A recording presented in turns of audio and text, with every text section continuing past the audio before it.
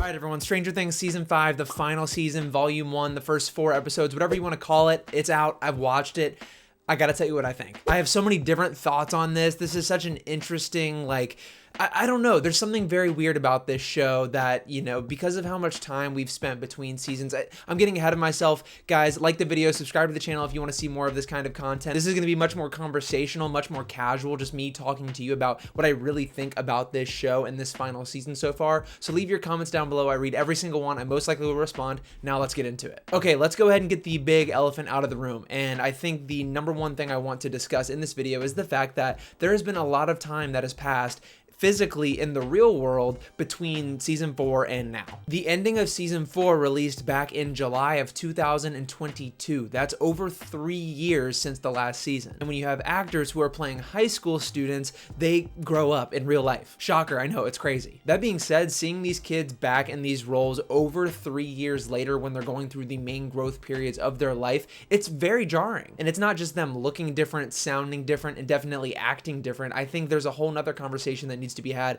about the distance just between the two seasons. Season 4 of Stranger Things, in my opinion, is probably the second best season out of the entire show. You get all this resolution and things are revealed with Vecna, and it sets up this grand finale, which is what we're experiencing now, but it's been over 3 years since that last episode. Of course, there's diehard Stranger Things fans out there who've been waiting for this and nitpicking everything from the last season and formulating theories and doing a lot of the stuff that I do with Marvel. But this just feels a lot different to me. As someone who believes they have a pretty good memory on TV shows, especially something as big as Stranger Things, I found myself 100% having to go back and watch a recap of the first 4 seasons in preparation for the final season. And if I didn't, I honestly would have been very confused because episode 1 of season 5 really just jumps you right back into it. Not saying that's a bad thing, but that's what it does. I hate to draw comparisons to Marvel, but this season, this final season, feels like the endgame, whereas everything else was everything leading up to Infinity War. And when you have this endgame montage moment of everyone getting ready to fight Vecna, this whole thing that's going on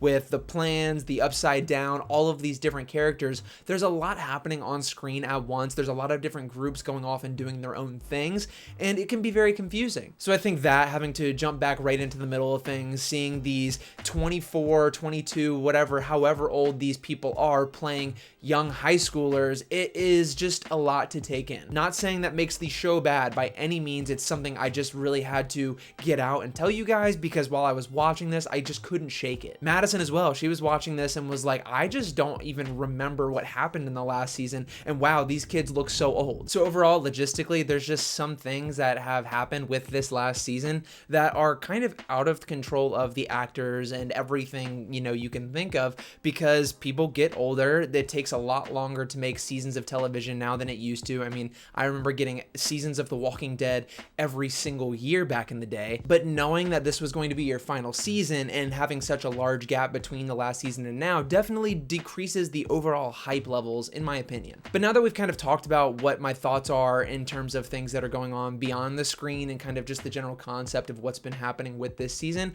I want to talk about the plot and things going on actually in the show. And it is a lot. There are so many different things they're pulling from. They're pulling from the Broadway play, they're pulling from Dungeons and Dragons, and many different movies and books, A Wrinkle in Time. I mean, there's so many different references. And after watching a full breakdown of these first 4 episodes, it feels like they're trying to do the Marvel thing with this. Not saying it's a bad thing, I think it's very cool, but maybe it's just a little too late. In terms of plot, we've got so many different character groups that are going through different things right now. We have Nancy and Jonathan and Steve. We've got Max and what she's doing inside the Upside Down, or that secret place with Mike's sister, which I think Holly, Mike's sister, is probably one of the coolest additions to the show, with the whole upside down paradise place that Vecna has created to convince children that this is a better place than the real world and things like that. There's so many different concepts in this show. We also have Hopper and Eleven trying to infiltrate this base in the upside down, this giant wall. I mean, there's so many questions. And along with that, you have Robin, you have Will, you have Dustin, you have Lucas. I mean, everyone is going on their own journey, but together at the same time in this season. And I think for the first 3 episodes, it does feel like like it's throwing a lot at you at once, but I really think the 4th episode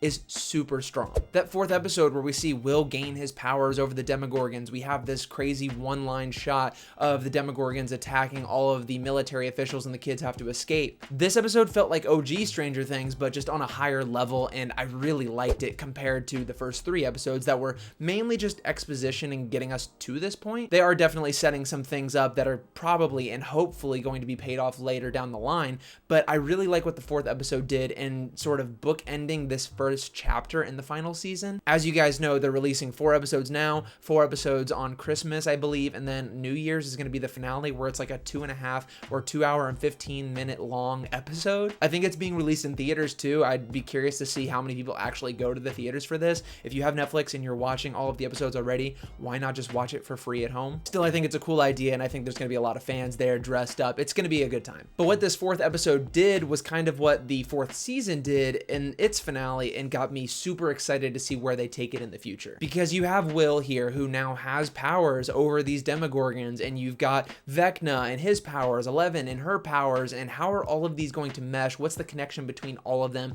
We know that we're going to learn about where the Upside Down came from, its history, and things like that in the season, per the directors and people who've spoken about the show. But with Will now having these powers and a bunch of theories online stating what could possibly be going on, is this all just a D&D campaign that's inside of Mike's head, and he created this when Will actually died in the first season? There's been set photos and stuff, and I believe they shot multiple endings to this show, so it could maybe confuse some leakers and people who took set photos on what the actual ending is. And I think that's kind of something that studios and productions have had to do in the last several years because of how much content gets leaked. What I think the most important thing about this 4th episode is, like I said earlier, is that it just builds the hype again, like what it did in season 4. I'm curious as to what's going to happen next in these episodes releasing this month. Did I like the first 3 episodes?